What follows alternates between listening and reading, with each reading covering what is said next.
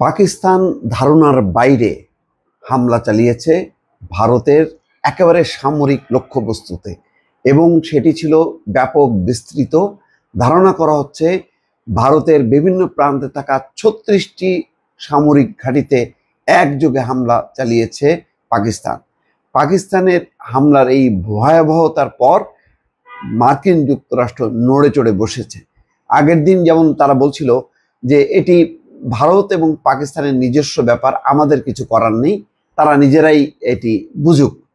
কিন্তু এখন বোঝা যাচ্ছে যে না, সম্ভবত ধারণা করা যায় যে ভারত তার কূটনৈতিক সমস্ত মাধ্যমগুলো দিয়ে মার্কিন যুক্তরাষ্ট্রের কাছে শরণাপন্ন হয়েছে যে পাকিস্তানকে যেন তারা থামায়।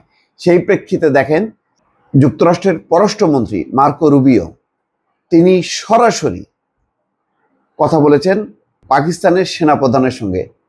তিনি জানেন যে আসলে পাকিস্তানের সেনাপ্রধান ছাড়া অন্য কারোর সঙ্গে কথা বলে লাভ নেই।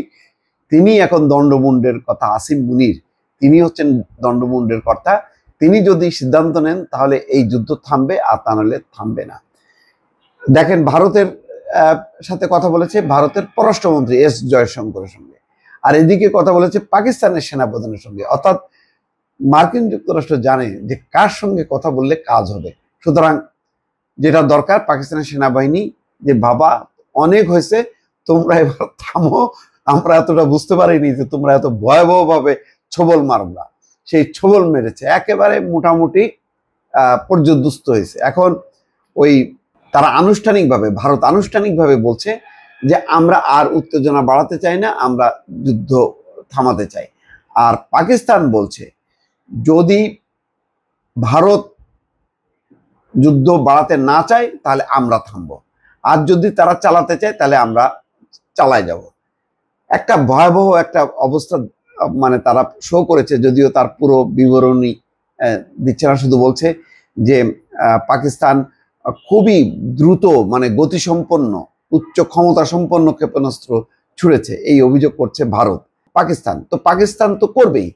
ভারত যেভাবে একতরফা যুদ্ধ চাপিয়েছে একেবারে পাকিস্তানের অভ্যন্তরে, 6টা লক্ষ্যবস্তুতে তারা হামলা করেছে, তো এটা কি ছেড়ে দেবে? ছেড়ে দেবে না। এবং তারপর কালকে তারা পাকিস্তানের 3টা বিমান ঘাঁটি লক্ষ্য করে হামলা করেছে।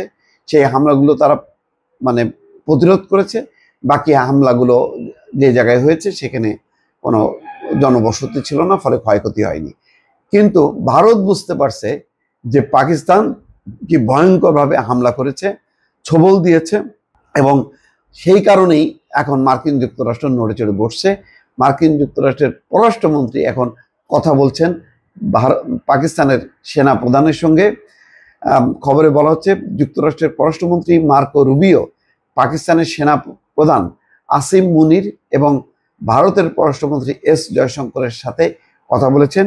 এক বিস্তারিত বিবরণীতে বলা হয়েছে রুবিও উভয় পক্ষকে পরিস্থিতি উত্তেজনা কমানোর উপায় খুঁজে বের করার আহ্বান জানিয়েছেন। মুনিরের সাথে ফোন আলাপের বিষয়ে রুবিও বলেছেন ভবিষ্যতে সংঘাত এড়াতে গঠনমূলক আলোচনা শুরু করতে যুক্তরাষ্ট্র সহায়তা দেওয়ার প্রস্তাব দিয়েছে। অবশ্য আগের দিন ছিল মার্কিন ভাইস প্রেসিডেন্ট ভ্যান্স বলেছেন যে না, আমরা এইগুলোর মধ্যে নেই, এটা তাদের ব্যাপার। কিন্তু এখন বোঝা যাচ্ছে যে না, এটা উপেক্ষা করা যাবে না। পাকিস্তান যে এত শক্তভাবে প্রতিরোধ করবে এটা সম্ভবত তারা কল্পনা করতে পারেনি। এখন অন্যদিকে এস জয়শঙ্করের সঙ্গে কথা বলার সময় উভয় পক্ষকে উত্তেজনা কমানোর আহ্বান জানিয়েছেন রুবিও। তো ধারণা করা যায় যে পাকিস্তানের এই ভয়াবহ হামলা এবং তারপরে পারমাণবিক ব্যবস্থাপনা কমিটির সঙ্গে শাহবাজ শরীফ এবং সেনাপ্রধান যে বৈঠক করেছে, এরপরে ভারত বুঝতে পারবে যে না, এইটা আর হয়তো মানে এই যুদ্ধের বিস্তৃতি আর ঘটানো যাবে না। হয়তো তারা এখন মানে গুটিয়ে আসার চেষ্টা করবে। দেখা যাক পরিস্থিতি কি হয়। দর্শক, আপনাদের সঙ্গে আছি এবং সর্বশেষ আপডেট নিয়ে আপনাদের সামনে হাজির হব। ভালো থাকবেন। আল্লাহ হাফেজ।